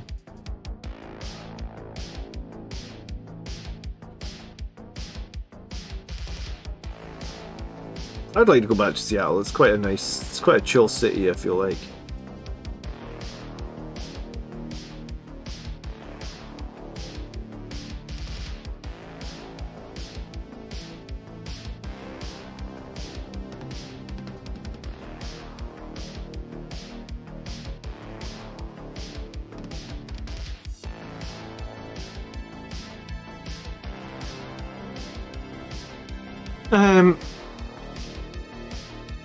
Yeah, I think so. I think the metal ones are a bit malleable.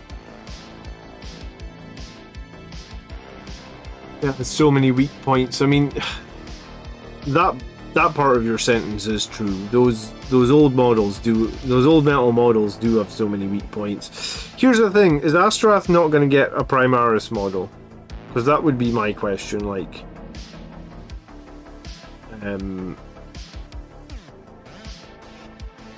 I feel like someone was asking the other day, or maybe it was a few weeks ago now, they were saying, like, I'm not sure, someone was saying, like, they're not sure that they like that, like, well, I guess they didn't like Dante has gone Primaris, and they're like, I don't want all the firstborn characters to go Primaris, and I was kind of saying that, like, I get that you don't want that, but I think that's what's coming, right? Like, I think if we could fast forward the clock, like, a decade or a decade and a half, something like that, I think maybe not in a decade, but in a decade and a half, like 15 years from now, for example, I think every single firstborn character that you could have possibly owned or fielded, bar maybe Tycho, because he should be dead and long gone and out of the game, I guess. Every other character that's playable and still usable in the game will be a Primar. Will have had a re-release of Primaris. If that isn't the case, then I'll be very surprised, because I feel like that's the plan from Games Workshop, is to take the models that people love, make them better, make them look better, and I mean, like I say, make them Primaris. We could also, you know, Captain Carlion went away. Captain Carlion obviously being the first captain who was in the Terminator armor for Blood Angels. So, like, I think Captain Carlion will come back, but he might just be, well, he'll still be firstborn, right? Or potentially still be Firstborn. He's just in a new suit of Terminator armor, which is bigger. So although it's quote unquote, it's not a Primaris Terminator set, right? Because that's what they said. Like, it's not a Primaris Terminator armor. It's just Terminator armor. He will be upscaled, so he is Primaris sized, or he is the size of the new Terminators, right? Primaris Tycho is the plot twist I need. Maybe. Tom the Toad says, yes, I broke Astroth's Resonax. I wonder if soldering is the best. Soldering might not be a bad idea, because if you think there's a lot of weak points on it, maybe you could just put some extra solder in there, and it might not look the prettiest, but it might hold it together until we get Primaris Astroth, right? And consider we already got Primaris Mephiston and Primaris Dante, like, who's next after that? Like, surely Astroth's fairly high. The reason that Astroth could even be higher, and I could be wrong here, is in the book, the Astroth book. If you've not read the Astroth book, this is kind of a spoiler, so just don't listen for like the next 30 seconds. It's not a huge spoiler, small spoiler. Astroth's armor gets all fucked up in that book. So they're going to need to make him a whole new set of the black armor. So would they not just want to make him a new set of Primaris black armor? Or because he's got like custom wings and stuff on his armor. What's messed up, I suppose, and I've said this before, is a bit weird. It's like Blood Angels, some characters have these custom wings. Like Astroth has these big cool custom wings, but they don't actually do anything for him, right? Like, they don't give him any bonus to movement, they don't give him any bonus to charge. So what the fuck are the point? So what's the point of the wings if they don't do anything?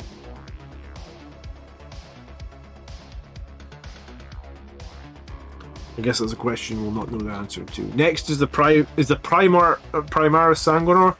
Sanguinor. Carlian was in Battle Sector, right? I never got that far in Battle Sector. I need to go back. I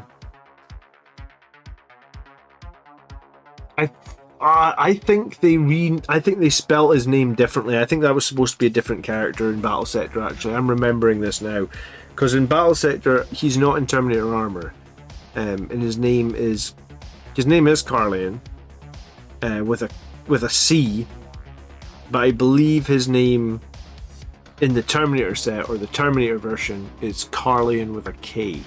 I'm possibly not pronouncing that correctly. Does Astroth's wings do something in the lore?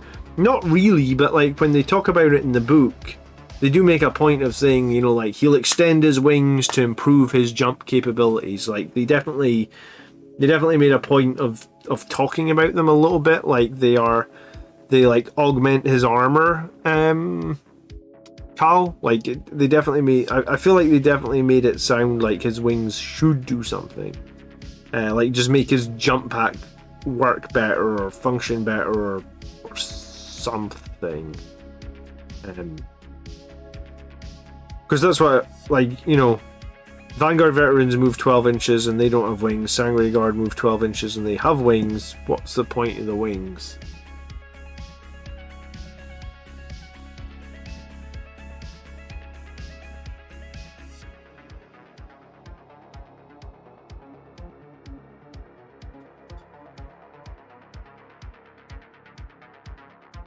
They could definitely do something with that in the future, though. I guess. I mean, it might even be something we see in 10th edition. I guess it depends on what Games Workshop want to do with Blood Angels in 10th edition. Because, like, if you look at, like, the rules that were coming out at the end of 9th, like, I played a couple of games up against World Eaters, and like Games Workshop obviously wanted World Eaters to just be this devastating close combat threat, and oh my god, like World Eaters just eat Blood Angels alive in close combat. Like, it's not even funny. It's like if you were running a all melee list into World Eaters, if you beat them, then like big props to you, because my experience of playing against World Eaters was like every time my melee units went in, yes, I would kill something, but then there was also like a super high chance that I just lose my whole squad as well. from either like fight on death or from an interrupt or from whatever, right? Like it was just like World Eaters seemed really good, really great. I don't know how exactly to pronounce it, but you know, like it'll really depend on where Games Workshop want Blood Angels to flip out, right? If they want to make us like a super devastating close combat threat, then they'll have the ability to do that. Obviously we're quite fast moving, so maybe we can't be quite as strong as World Eaters in combat. But then if you do look at World Eaters in their codex at the moment, they also have the ability to be like really fast, from like Lord Avocado or Lord Invocatus as people call him, and they also have the ability to like get a bunch of stuff in from Strategic Reserve turn 1, which also really like ups the strength of their army, I think. I played World Eaters at a tournament and I did beat them, but at the same time I felt to myself like I only beat this guy because I'd played Brett's World Eaters a couple of times, and I kind of knew exactly what the big threats were and how to play around them, whereas like I feel like if you were just running into World Eaters and you weren't the most experienced Blood Angels player, then I think you have like a serious game on your hand where it's like you don't know what's happening here every time you go into combat, which you think like, hey, I'm Blood Angels, I'm really good in combat. Every time you go into combat you're just losing models left, right and center, even if you fight first and stuff. It's just brutal. Any update on the boarding actions kit? We have all the books now, Tom the Toad. So we have the 5th book, the Lion book, which means we have all the boarding actions rules. I was actually speaking to Kev about this the other day. I was speaking to the guy who's commissioning it for me as well. It sounds like he's maybe not halfway through it now, but maybe like a third. So it's quite a lot of terrain, to be honest. So I was actually maybe quite impressed that he's like a third of the way through it. So yeah, no definitive date yet for boarding actions on the channel, Tom, but it's definitely coming. And when it comes, we'll probably make a couple of smaller tactics videos around like maybe the rules and what's important to know, and once I've played a few games. I'm excited to try boarding actions, though, I really am. We should do a video wish list for 6 stratagems. Every time I do like wish lists like that, I always end up being super off base, or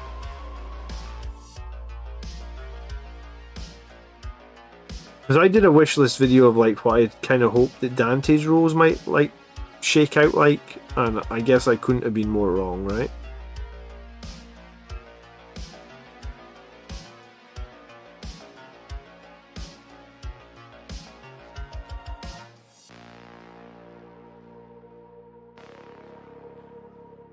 Alright guys, I'm off here in a couple of minutes, so I'm going to end the stream in a few minutes. If you got any last questions, put them out, and I'm going to have a new tactics video coming out tomorrow, like I said.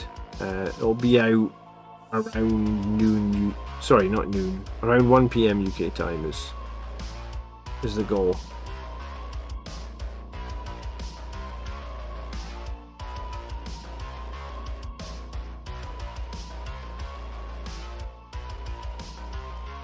Dante's new rules were such a big missed opportunity. I'm glad you said that, Gitley, because I know you're a big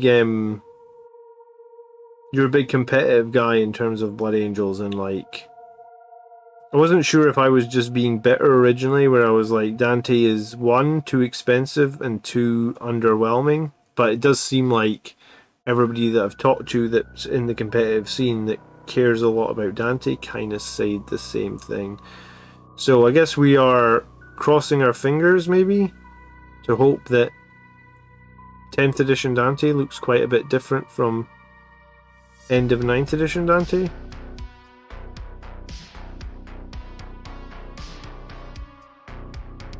I have no idea what will happen with the Sanguinar. Kind of written him off a little bit just because his rules have been shit. really, since his 9th edition codex or 9th edition rules came out, right? Like, nobody was running him competitively. He never got any points drops. He never really got any love to any of his abilities. He was just an unused character by people for, like, I don't know, a year and a half? Maybe even longer, maybe even 2 years. Like, no one was using the Sangura.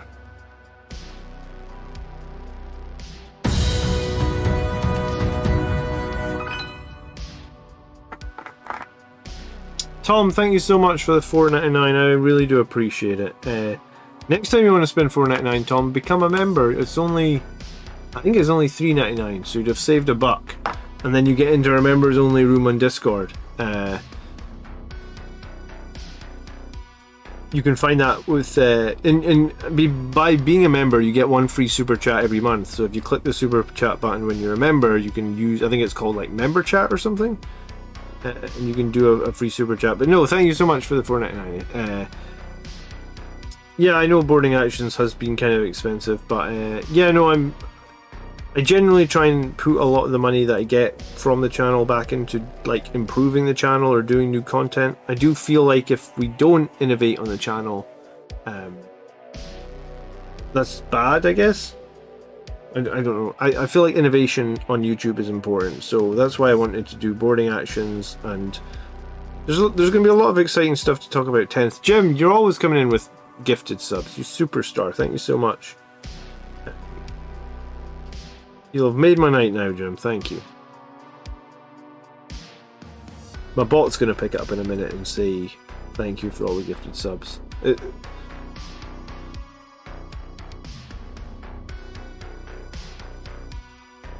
But yeah, boarding actions will be fun, and I honestly haven't kept up so much with the rules because I didn't have the terrain ready. So once I go and learn all the rules, then I will make a video on boarding actions, on like what I think is good and all the rules you need to know, and hopefully I mean, you don't have to have the official terrain of boarding actions to play boarding actions. I feel like you could do that with any sort of kill team set. I feel like a lot of people have kill team terrain lying around.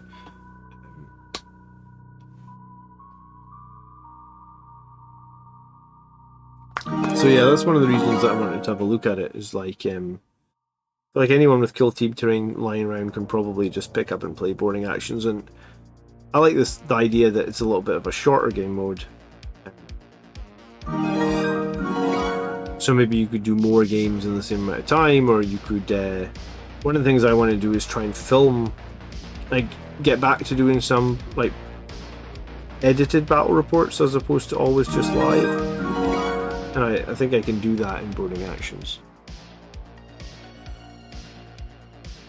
I like your stuff, just not much of a chime. That's fair enough, Tom. I appreciate the support. I really do. Thank you. Anton said he only got the base left on Dante. You just wanted to rub that in before I log off, Anton, where I am nowhere in Dante because he still hasn't bloody arrived. Remember, there is a painting competition going on, guys, and you've got until the 12th to enter. So you've got about 2 weeks. So if you're one of the lucky people that's get Dante on the go already, then you could think about entering them to the painting competition.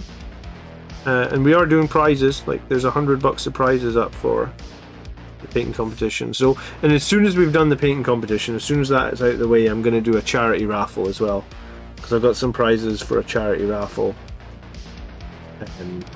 Where all the money will go to like a children's charity, and someone will win. Like, I've got a limited edition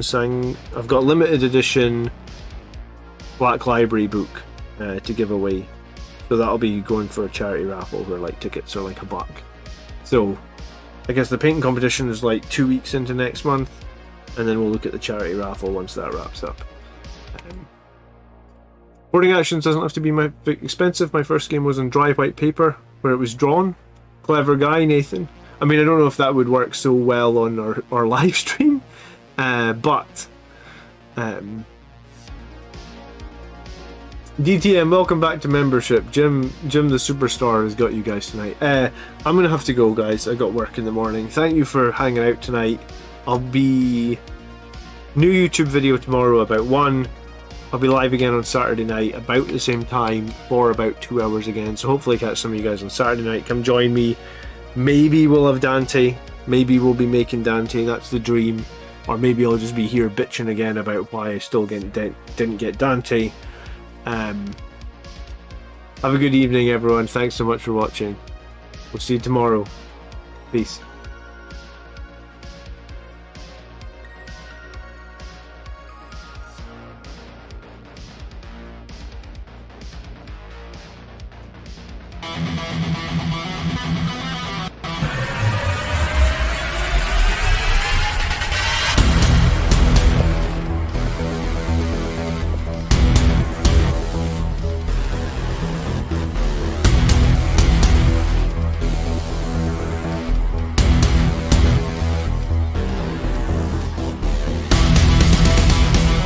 Greetings, brothers. Welcome to the Blood Angels Commander channel.